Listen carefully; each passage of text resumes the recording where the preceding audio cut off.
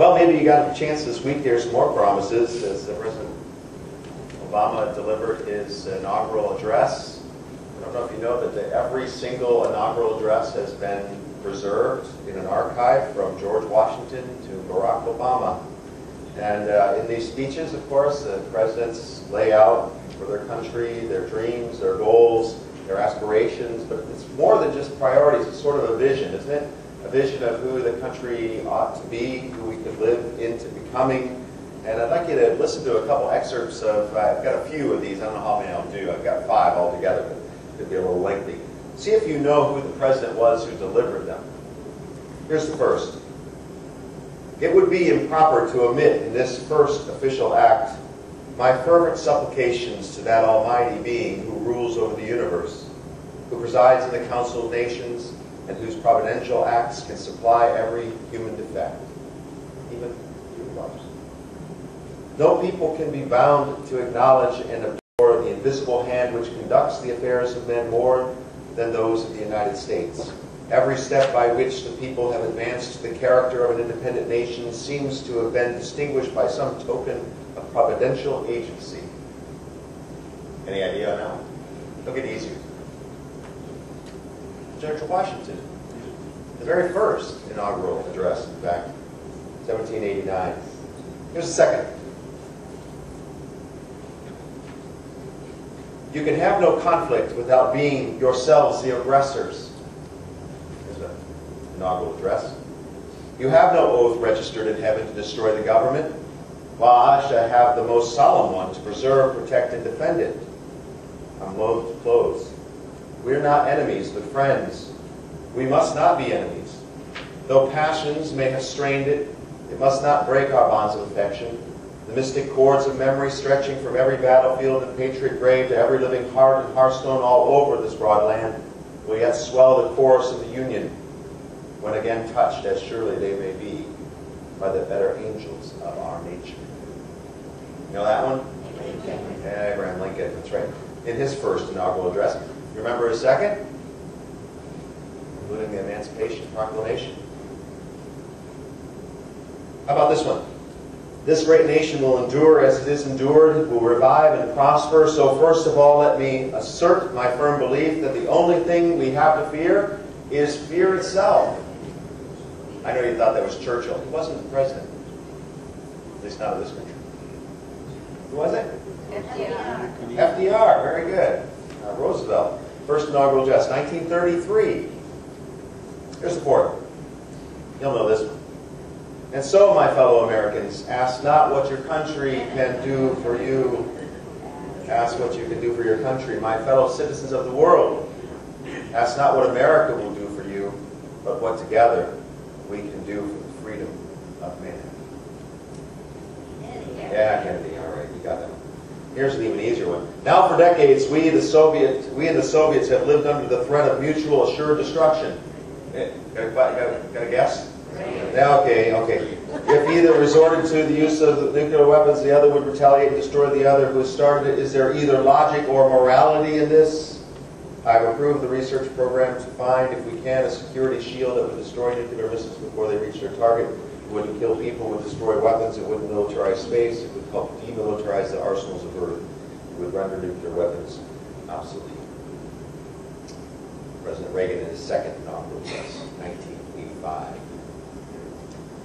In our gospel reading for today from Luke chapter 4, we have an inaugural address. That's really what's going on in these words. These are not last words, but first words of Jesus. At least words recorded in the Gospel of Luke, which makes this seem important to understand what Jesus sees as his role and his vision for what the kingdom is going to look like. It kind of has echoes, I think, of an earlier message that his mother sang when she met Elizabeth. We call that the Magnificat, chapter 1. I'll let you do the comparison. It'll take too long to do it.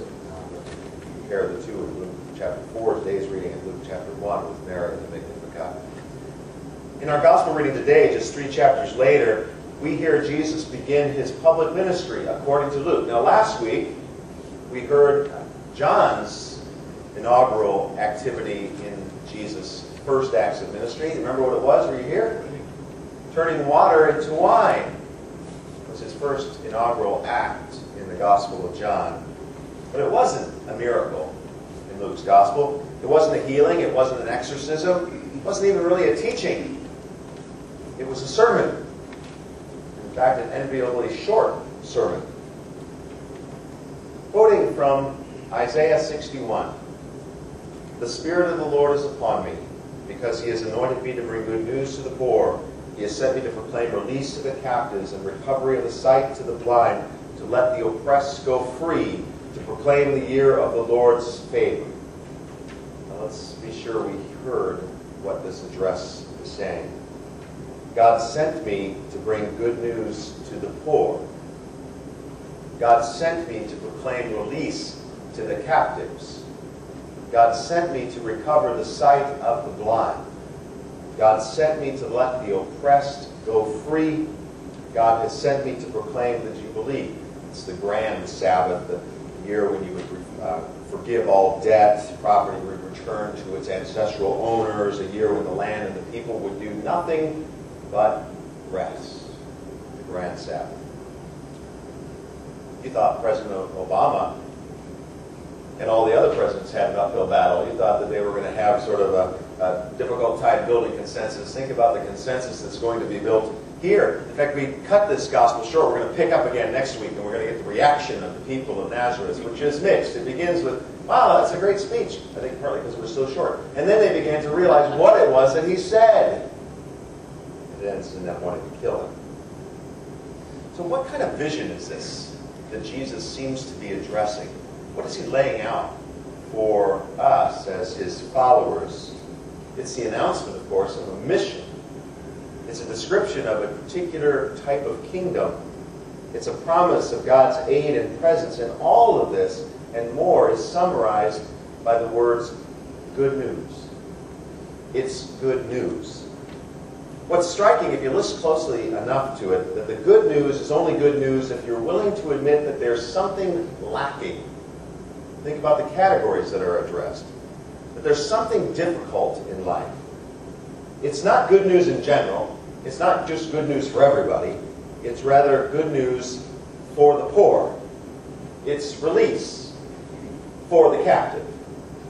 It's sight for those who are blind. Freedom to those who have been oppressed. Do you see what I mean? It's a particular type of good news. God offers words of comfort, but such words only mean something if you're living and conscious of the fact that you have discomfort. How do you think we hear those words today?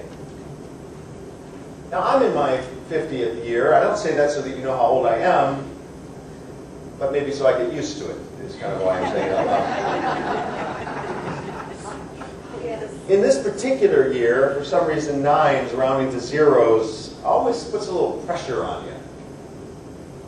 And this one particularly is to bring out and preserve whatever fleeting issues of youth I might continue to have by any means possible. Oh, you know what they are. Hair coloring, hair removal, hair replacement. Do you see a pattern in this? Weight loss, building muscle, lowering cholesterol, increasing fitness. Anyone else have these sort of issues going on? Anybody else feel that kind of pressure? And I probably only feel like 25% of the pressure that the women in the room in this culture feel. We spend so much time and energy trying to look better, get fitter, appear younger. There's so much pressure on us externally from culture and internally from ourselves to not need anything else or anyone else that I wonder if Jesus' message really can find an audience in a culture like ours. Except for one thing. These stories that we tell ourselves about becoming perfect, the commercials that we pay attention to telling us that we can really have it all, and the ads that tell us and promise us that we just purchase this one item, we'll never feel insecure again. They're false. They're illusions. Snake oil. And at some fundamental deep level, we know that's true. So while Jesus' message is good news, in order for us to hear it that way, it must first strike us as bad news. I'm sorry. You're never going to keep all your promises perfectly. I wish I could recite that again. Was that the Girl Scout thing? What's the hands? Was that the Girl Scout handshake? She told us to do it. Is that the LTL? It's the 3 promises? No smoking, drinking, movies, or people who hang out and do those things. She had good cookies, that's all. Do you see what that does? It immediately raises bad news of what will never, ever really be, or what we can ever really hold on to. The bad news that we are not what we want to be, even if we could be, what we should be, what we can be, and it may never happen. Jesus comes bringing good news to those who are in need, and those who don't see or admit that there's something lacking don't get it. Deep down, each of us knows if we look forward into the span of our life, we become honest that there will be a coming day of dependence. We live a lot of our youth in the illusion that we're independent.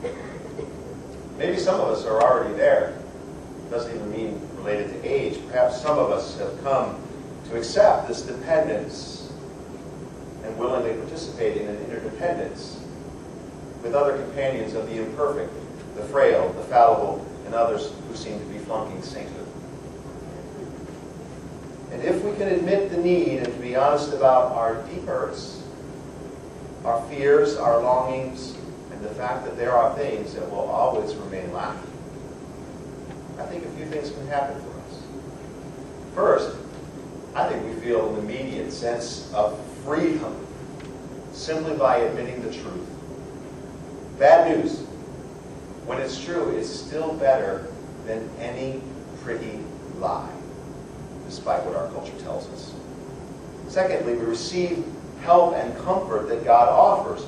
Release, sight, healing, freedom, and more. And third, we realize we simply don't receive help and comfort, but we also are invited in to offer it to others. And so, in a way, we become a conduit for such healing, not only for ourselves, but for other people. We're invited, that is, not just to hear and to receive this good news that's for us, who will always be 2 out of 3, but also to embody it, to become it.